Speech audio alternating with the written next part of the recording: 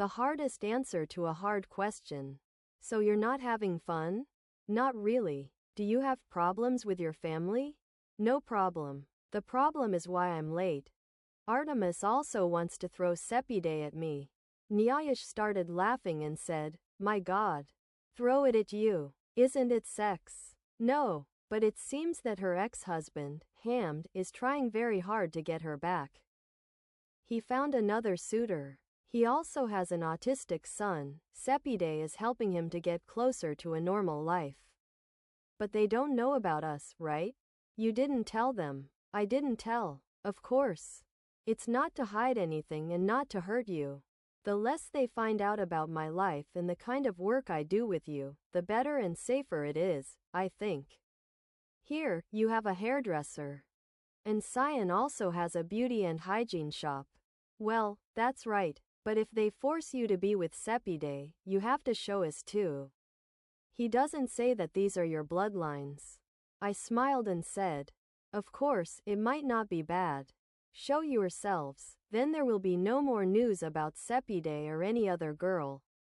Remember those afternoon marks? As if she remembered something, Nyash said. Didn't you remember to wipe them off? I'll tell you the parade of lips.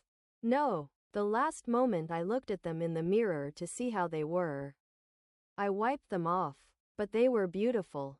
You're naughty. Are you here at night or will you come back? I don't know. But I think I'll come. Okay, we'll wait for you. Eat something. I had dinner. We found ourselves there. You can't believe it, everyone was in our arms. 2, 3 girls and boys. The boys dared a little, using the same words they always say to tease and provoke, and if that didn't work they would use force. But with the move that Cyan made, both the boys and the girls got the job done. He hit them? He didn't give them any time to move. With a smile, the guard brought the other down. A strong hand that could hear the sound of his bones. Under his strong foot, the other with that body, as he said, a muscular and deadly girl, fell to the ground and was seriously injured. I didn't want to stay back, but the boys were on the move. Did you want to make a move too? They'll retaliate, he said with a laugh. No, Dad. I'm not like Cyan. A fiery kiss on the cheek of the boys. My God, who was going to collect it then? With one kiss, the boy will come after you. Cyan and I have to beat him. That's what he says, Cyan and I. As if I'm a slut. But I like your jealousy. Good. Well, I don't like anyone telling you anything. Even though you're a lioness. But it's not bad to push you forward sometimes. A lion has to defend its family. I did this once, you saw what happened. It became vertical, horizontal. Shayon and Nyash laughed. Hearing the word, cousin, I turned my head. It was Sepide. She was looking at me in surprise. Nyash said with a pause, What happened? Hello, are you still behind the line? Yes, we can talk later. My cousin is here. Okay. Bye. I said to Sepide, Did you have something to do? Can we talk somewhere away from the others? In the yard, in my car. The yard is good.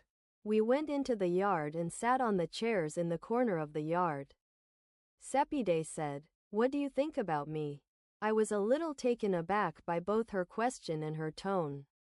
I said, I don't think much. Really? After those events and the death of my daughter Setara, being accused of incompetence, a decent life with her father, that everyone is still behind Hamd? This new suitor, of course, his suitor is not yet official. But he has feelings for me, I have an office in the building he owns. You were the only one or the few people who didn't say anything to me. Not a reproachful look, I don't know what to interpret your silence at that time. Agreement with the others or disagreement? Well, I was taken aback and shocked like everyone else. Your life was very romantic. But that wasn't a small issue, that you were to blame for the girl's death and you left her alone?